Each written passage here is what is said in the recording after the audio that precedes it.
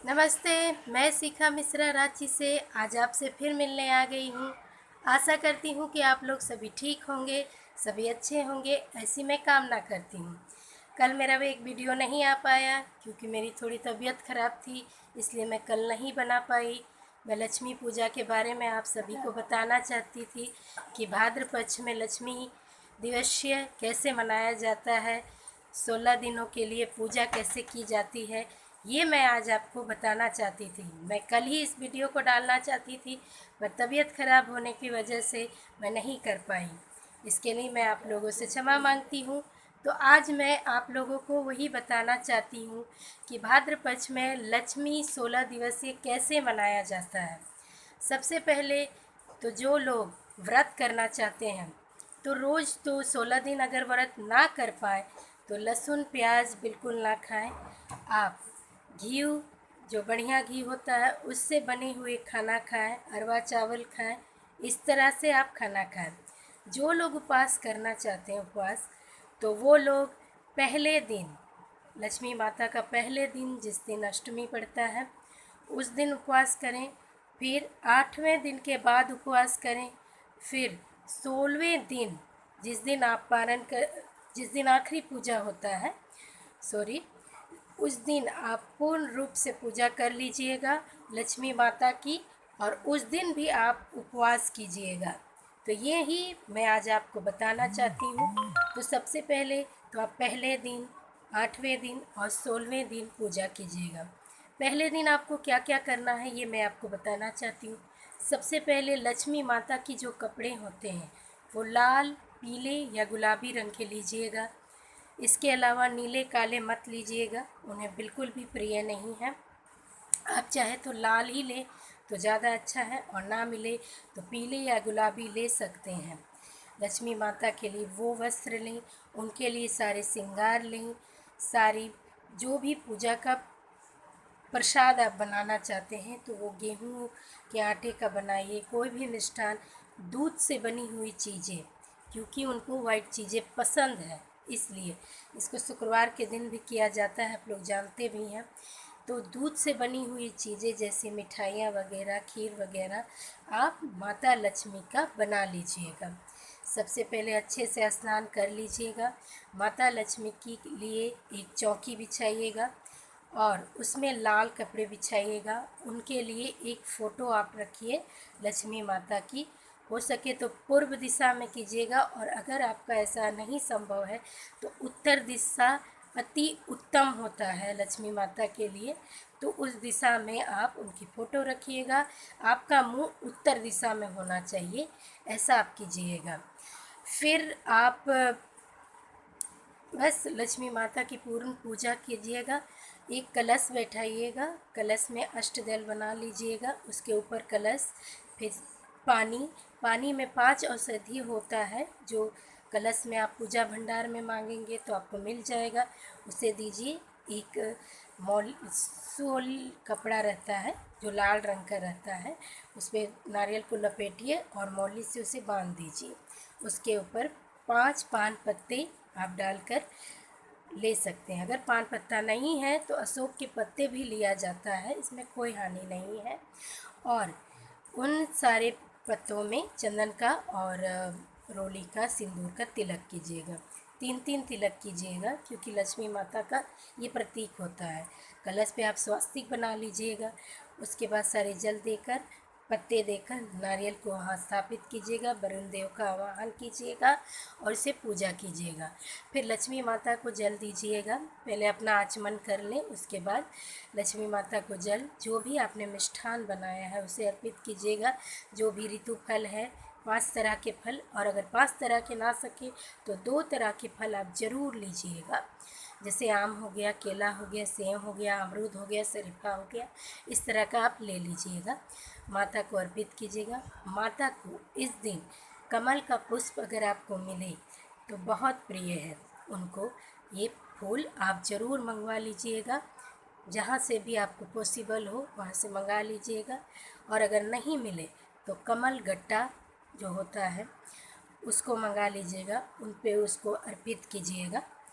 और कमल गट्टा वगैरह मंगाकर उसके बाद कौड़ी जो होता है, एक कौड़ी होता है और एक गोमती होता है, उसको भी आप उस पर अर्पित कीजिएगा, क्योंकि लक्ष्मी माता को ये बहुत ज़्यादा प्रिय है। जैसे दिवाली वगैरह में भी हम करते हैं तो ये ज़रूर करते हैं, इसलिए मैंने आपको बताया। उसके बाद सारे पूजा विधान करके लक्ष्मी माता को श्रृंगार, साड़ी, चुन्नी उन्हें अर्पित कीजिए, उनके पास रखिए। जो भी है फल वो रखिए।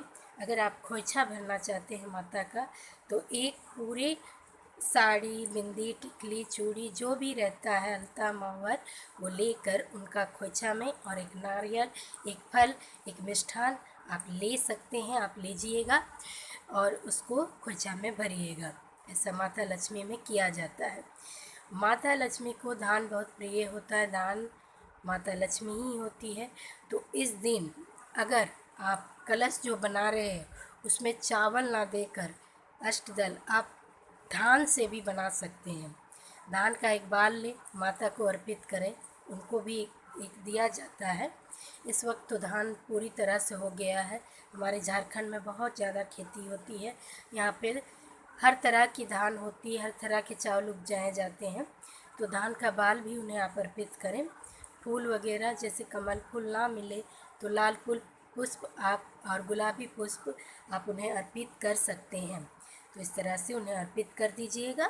और उसके बाद जो भी आपकी इच्छा है माता को संकल्प करके उनको मांगिएगा। अपने हाथ में चावल लें, धान लें, फल लें और एक फूल लें, और इससे संकल्प करके माता के आगे रखें और कहें कि मुझे माँ जो भी गलती हुई उसके लिए क्षमा कीजिएगा, मैंने आपका इसलिए ये व्रत किया है। तो जो भी आपकी कामना होगी वो आप कह दीजिएगा। माता की लक्ष्मी की ये पूजा धन समृद्धि बढ़ाने के लिए ही की जाती है। तो उसके बाद आरती गाइएगा और माता लक्ष्मी की पूजा कीजिएगा। दिए आप हर दिन 16 दिन जलाइएगा। कहते हैं कि अखंड दिया जलाया जाता है, तो ऐसा अगर पॉसिबल ना हो तो हम 16 दिन तक अखंड दिया नहीं जला सकते हैं। तो आप रोज़ दिया जलाएं, जैसे सुबह और शाम दोनों पहर आप दिया जलाइएगा। जितने आप दे सकते हैं, जितने देरी वो जल सकता है जलने दीजिएगा, उसे किसी को बुताने मत दीजिएगा, उसे जलते रहना चाहिए। ऐसे ही आप लोग पूजा कीजिएगा। फिर आरती वारती करके अपनी इच्छा मांग लीजिएगा।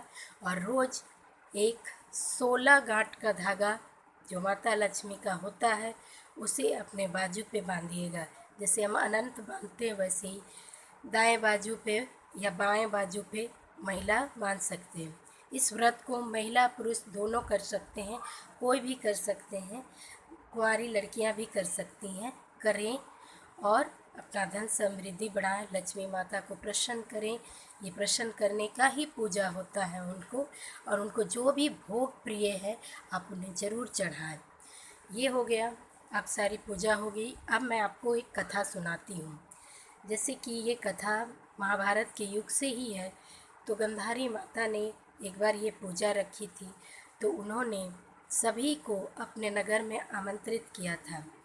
अपने सारे बेटों से मिट्टी छुआकर उन्होंने एक हाथी बनाया था, बहुत ही बड़ी हाथी, भव्य हाथी, और उसको पूजा करने के लिए सारी औरतें को बुलाया गया था। सारी औरतों को बात फैल गई थी कि माता गंधारी ने ऐसे हाथी बनाया है, लेकिन माता गंधारी ने कुंती को आमंत्रित नहीं किया था। इससे कुंती ने सोचा कि मैं कैसे पूजा करूंगी, और वो निराश थी। तब उनके बेटे 5 पांडव जो युधिष्ठिर, भीम, नकुल, सहदेव, अर्जुन थे, वो लोग पूछे, माने सारी बातें कह दी, सारी बातें सुना दी। और उसके बाद उन्होंने उनके लिए स्वयं ऐरावत हाथी को उनके लिए ला दिया। इंद्र जी से लेकर उनके लिए स्वयं ऐरावत हाथी लाया गया महाभारत में, हस्तिनापुर में। और उसके बाद पूरी बात फैल गई कि वहाँ तो सत्य का ऐरावत हाथी आ गया। इससे पूजा करने सभी लोग माता गंधारी के घर छोड़कर कुंती के घर चले गए और वहाँ पूजा करने लगे। वहाँ 16 बोल किया गया, 16 वाचना की गई, और सभी ने 16 गांठ की ये पूजा की और सभी ने धागे पहने और अच्छे से संपन्न हुआ। तो तब से ये पूजा की जाती है माता लक्ष्मी की समृद्धि बढ़ाने के लिए, अपने घर में सुख संपन्न रहने के लिए। तो आप लोग भी ऐसा कीजिए। एक और ये कथा है कि एक ब्राह्मण ने भी ये पूजा की थी। तो विष्णु भगवान ने बताया था कि आप माता लक्ष्मी की पूजा कीजिएगा तो आपको माता लक्ष्मी ज़रूर मिलेगी। तो माता लक्ष्मी के एक ब्राह्मण ने पूजा की और माता लक्ष्मी उनसे प्रसन्न हो गई और उन्हें वरदान दिया कि आप इस बात को प्रचार करेंगे और सभी मेरे जो जो कोई पूजा करेंगे उसे फल प्राप्त होगा। तो आशा करती हूँ कि आप लोगों को ये अच्छा लगा होगा। अगर आप लोगों को ये अच्छा लगा तो प्लीज़ मुझे लाइक कीजिएगा। और एक चीज़ मैं बताना चाहती हूँ कि अगर रोज़ अलग अलग मिष्ठान आप दूध वगैरह का बनाएंगे तो माता लक्ष्मी खुश होती है, प्रसन्न होती है। एक इच्छा मांगने के लिए अगर जिसकी शादी नहीं हो रही है, धन की कमी रहती है, धन में वृद्धि नहीं होती है, तो आप लोग कमल पुष्प अगर हो सके तो उन पे 101 कमल पुष्प चढ़ा कर देखिए, आपकी मनोकामना ज़रूर पूर्ण होगी। अगर कोई अपने बहुत ज़रूरी हर इच्छा मांगना चाहता है तो 101 कमल पुष्प आप ज़रूर चढ़ाएं। माता का धूप ज़रूर दें, इसमें माता को लोहबान का धूप ज़रूर दें, उन्हें बहुत प्रिय है, ये दीजिएगा आप लोग। और पूजा सुख संपन्न से कीजिएगा, 16वें दिन भी उपवास कीजिएगा और सभी तरह से नियम निष्ठा करके पूजा कीजिएगा। किसी को दुख मत दीजिएगा, बच्चों को तकलीफ़ मत दीजिएगा, माता पिता का अपमान मत कीजिएगा, नहीं तो पूजा का उल्टा असर होगा। अच्छे से पूर्ण तरह से पूजा करके माता का ध्यान कीजिए, आपकी मनोकामना ज़रूर पूर्ण होगी। तो ठीक है, अगर आपको ये अच्छा लगा तो मुझे लाइक कीजिएगा और मैं अगले दिन आप लोगों को और पूजा करके बताऊंगी, पूजा के बारे में बताऊंगी कि रोज़ नियमित पूजा कैसे करनी चाहिए और कैसे अपने घर में रहना चाहिए। तो तब तक के लिए प्रणाम।